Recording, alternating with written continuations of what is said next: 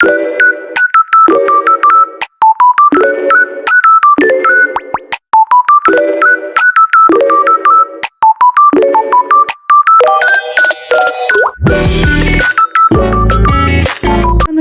welcome to my YouTube channel. Welcome to another vlog. I hope you all are doing well. So guys, start करते हैं आज का vlog.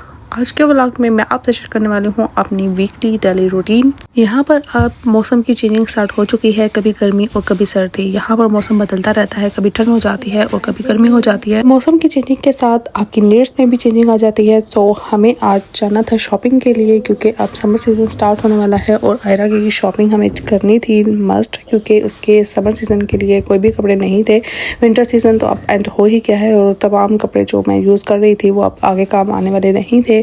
तो हमने सोचा पहले जाकर इसकी शॉपिंग कर लेते हैं। काम तो ख़त्म होने वाले नहीं होते, हर डे कहीं ना कहीं हमें पहले जाना ही होता है, कोई ना कोई अपॉइंटमेंट होती है, कोई भी ज़रूरी काम जो है वो चलता ही रहता है। तो काम तो साथ से चलते रहते हैं, शॉपिंग ज़्यादा ज़रूरी थी तो हमने सोचा सबसे पहले जाकर हम शॉपिंग कर लेते हैं। वैसे तो अप्रैल और मई काफ़ी ज़्यादा अच्छा ही मौसम रहता है, क्योंकि यहाँ पर बारिशें काफ़ी ज़्यादा होती हैं। तो जब बारिश वगैरह होती है तो ठंड ही रहती है और जिस दिन धूप होती है उस दिन ही ज़्यादा गर्मी होती है। लेकिन जब धूप निकलती है तो बहुत ही ज़्यादा गर्मी लगती है और हमारा जो फ्लोर है बहुत ज़्यादा ही गर्म रहता है। सो यहाँ पर हम शॉपिंग के लिए आ गए थे किड्स शॉप पर, और यहाँ पर मैं 2-3 महीने के बाद आई हूँ, लेकिन फिर भी वैरायटी यहाँ पर बिल्कुल भी चेंज नहीं हुई, सेम ही थी। मैंने लास्ट टाइम कपड़े नहीं लिए थे, मैंने सोचा था जब सीज़न आएगा तो तब भी आकर बाय करूँगी, शायद नया कुछ आ जाए, लेकिन नहीं, यहाँ पर कुछ भी चेंजिंग नहीं हुई। यहाँ पर विंटर हो या समर हो, यहाँ पर वैरायटी जो है वो सेम ही रहती है, कोई खास चेंजिंग नहीं होती। इनके स्टाइल और कलर्स सेम ही रहते हैं, कुछ भी चेंज नहीं होता। आयरा के लिए मैंने ले ली थी 3-4 शर्ट्स ले ली थी, फ्रॉक्स और शर्ट्स मिक्स, और कुछ ट्राउज़र वगैरह ले लिए थे, शॉर्ट्स वगैरह ले लिए थे। और यहाँ पर हम आ गए थे बिलिंग के लिए। फ़िलहाल के लिए मैंने थोड़े से बाय किए थे, क्योंकि मैंने सोचा था कि मशीन पर कुछ ऑनलाइन भी इसके कपड़े देखूंगी, वहाँ पर वैरायटी काफ़ी ज़्यादा अच्छी होती है, डिज़ाइन स्टाइल्स बहुत ज़्यादा वहाँ पर मिल जाते हैं। लेकिन शॉप्स पर same design, same colours, same ही सब कुछ था, तो मैंने सिर्फ कुछ चीज़ें ली थी। सो नेक्स्ट डे मैं चली गई थी हस्बैंड के साथ, उनको कहीं काम जाना था तुर्की में। तो हमने सोचा हम फ्री बैठे हैं तो हम भी साथ चलते हैं, उनको कोई काम वगैरह हो तो हम फ्री हों तो हम साथ चले जाते हैं और हम गाड़ी में ही बैठ के वेट कर लेते हैं। हमारी आउटिंग भी हो जाती है, बच्चे खुश हो जाते हैं और वो अपना काम कर लेते हैं। और जब हम रास्ते में पहुंचे तो यहाँ पर सेक्शो के पास फेस्टिवल था कोई जापानीज़ लोगों का, और इतनी ज़्यादा उस दिन गर्मी थी, लेकिन हम लोग देख रहे थे कि इतनी ज़्यादा गर्मी होने के बावजूद भी धूप में टेबल चेयर लगी हुई थी, यहाँ पर बैठ कर वो लोग फेस्टिवल में इंजॉय कर रहे थे। इनको मौसम से कोई फ़र्क नहीं पड़ता है, चाहे गर्मी हो या बहुत ज़्यादा सर्दी हो। इनका जो डे आते हैं या वीकेंड्स वगैरह ये भरपूर तरीके से एंजॉय करते हैं। पूरा वीक इनकी एक ही रूटीन होती है, morning to evening. So weekend वगैरह ये लोग बहुत ज़्यादा एंजॉय करते हैं, बच्चों को बाहर लेकर जाते हैं आउटिंग के लिए, खुद भी आउटिंग के लिए निकलते हैं, क्योंकि पूरा वीक जो है वो उनका सिर्फ काम का ही होता है, इसके अलावा वो कोई एक्टिविटी नहीं करते। और अब मेरी भी रूटीन ऐसी बन गई है कि जब से आयरा हुई है अब मैं बहुत कम बाहर निकलती हूँ, बहुत ही ज़्यादा कम, क्योंकि इसके साथ मुझे सब मैनेज करना बहुत ज़्यादा मुश्किल लगता है, क्योंकि ये बहुत ज़्यादा छोटी है। और छोटे बच्चों के साथ तो ट्रैवल बहुत ज़्यादा मुश्किल होता है, क्योंकि खाली सिर्फ उनको लेकर जाना ही काम नहीं होता, उनके साथ पूरा बैग भी रेडी करना पड़ता है।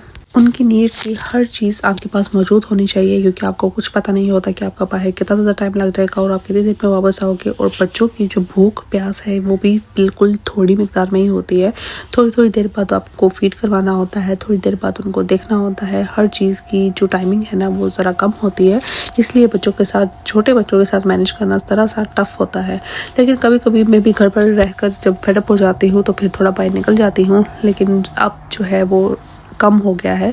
अब आस्ते आस्ते जब वो बड़ी हो रही है तो फिर मेरी रूटीन जो है वो बिल्कुल नॉर्मल लेवल पर आएगी। सो हस्बैंड जब अपना काम करके फ्री हो गए तो वापसी पर आते हुए हमने की थी ग्रॉसरी, और उसके लिए हम आए थे ग्युमसू पर, और हमने सोचा हमें ग्रॉसरी भी करनी है तो रास्ते से ये भी करते हुए जाएं, क्योंकि स्पेशली जो हमें वहाँ पर जाना पड़ेगा तो यहाँ पर हम नज़दीक आए हैं तो यहीं से इसको भी कंप्लीट कर लेते हैं। यहाँ से हमें चाहिए थी वेजिटेबल्स और मुझे चाहिए था डेजर्ट के लिए कुछ सामान जो मैं बनाती हूँ, वो यहाँ से ही हम बाई करते हैं। सो उसका सारा सामान वगैरह लिया, कॉफ़ी वगैरह ली और अपने बिलिंग वगैरह करवा के हम लोग आ गए थे फिर घर वापसी की तरफ। उसके बाद हमारे गिफ्ट्स आए थे पाकिस्तान से और यहाँ पर आयरा के लिए और हम सब के लिए, आर्यन के लिए, मेरे लिए, हम सब के लिए आए थे। और मेरे हस्बैंड के फ्रेंड जो उम्रा कर आए थे और जो सामान लेकर आए थे हमारा, उन्होंने हमें जाम खजूरें वगैरह भी दी थी। और आयरा के 5 सूट थे, आर्यन के 2 थे, 3 मेरे थे। काफ़ी ज़्यादा सामान था और ये सारा मैं ओपन करके आपको डिटेल से बाद में बताऊंगी। जब मैं वेयर करूंगी, आयरा को भी करवाऊंगी और जब खुद भी करूंगी। उसके बाद यहाँ पर छोटी छोटी प्यारी प्यारी सी चूड़ियाँ थी। ये सब चीज़ें आई थी आयरा की दादों की तरफ से और उसके फूफो की तरफ से, उन्होंने हमारे लिए भेजी थी। बहुत ही प्यारी चीज़ें थी और बहुत ज़्यादा प्यारे कपड़े थे, बहुत ज़्यादा हमें पसंद आए थे, हम सब ने बहुत ज़्यादा पसंद किए। सो गाइस, उसके बाद नेक्स्ट डे मुझे जाना था आयरा की वैक्सीनेशन के लिए वीकडेज में। सो मैंने उसको रेडी किया और मैं इसको लेकर आ गई थी हॉस्पिटल में। इसकी अपॉइंटमेंट पहले से ही बुक थी क्योंकि हर मंथ इसको वैक्सीन लगती है। और यहाँ पर मैं आ गई थी और यहाँ पर आज मैं जल्दी आ गई थी और मेरा पहला ही नंबर था। वो टाइम से थोड़ा पहले आने की वजह से अभी काउंटर बंद था और यहाँ पर मैंने हॉस्पिटल के अंदर ही बैठकर उनका वेट किया था और सामने ही स्क्रीन लगी हुई थी और वहाँ पर कार्टून चल रहे थे। और आयरा ने भी इतने मज़े से यहाँ पर बैठकर कार्टून देख रही थी, इसको इतना मज़ा आ रहा था देखने में, उनका पता ही नहीं चला। और इतनी जल्दी टाइम गुजर गया और उसकी वैक्सीनेशन का टाइम आ गया था और उससे बिल्कुल भी मुझे तंग नहीं किया। वैक्सीनेशन के बाद नेक्स्ट डे मैं आ गई थी बैंक, मुझे बैंक में कुछ ज़रूरी काम था। और यहाँ पर अप्रैल में स्प्रिंग सीजन में यहाँ पर इतने प्यारे फूल निकलते हैं और इतनी ज़्यादा चेरी ब्लॉसम होती है कि मैं क्या ही बताऊँ, इतना प्यारा व्यू होता है। रोड की दोनों साइड पर पिंक कलर के इतने प्यारे फूल खिलते हैं कि इतना अच्छा व्यू लगता है। तो मैंने सोचा इसको क्यों ना मैं भी कैप्चर कर लूँ अपनी वीडियो में। सो मैंने यहाँ पर थोड़ी सी वीडियो बनाई थी इनकी। और उसके बाद मुझे बैंक में काम था, मैंने वो किया। यहाँ पर डेली मुझे कुछ ना कुछ काम होता ही है, डेली कहीं ना कहीं बाहर निकलना पड़ ही जाता है। घर के कामों के साथ साथ बाहर के काम को भी मैनेज करना पड़ता है क्योंकि एक दिन में सारे काम निपटाने होते हैं। आर्यन को स्कूल छोड़ना, पिक करना, ये भी ड्यूटी होती है और बाहर की ड्यूटीज भी काफ़ी होती है। तो टाइम गुजरता बिल्कुल भी पता नहीं चलता कि सुबह से शाम किस तरह हो जाती है। इतनी बिजी लाइफ है, इतनी बिजी रूटीन है कि बच्चों के साथ तो बिल्कुल भी टाइम नहीं मिलता। कि जो काम होते हैं, मेरी कोशिश यही होती है जब मैं आर्यन को सुबह ड्रॉप करने जाती हूँ स्कूल में, तो मेरी कोशिश होती है वहीं से वापसी पर मैं सारे काम निपटा कर एंड पर घर एक ही दफ़ा आऊँ, क्योंकि जब मैं घर आ जाऊँ फिर घर से दोबारा जाना मेरे लिए काफ़ी ज़्यादा टफ हो जाता है।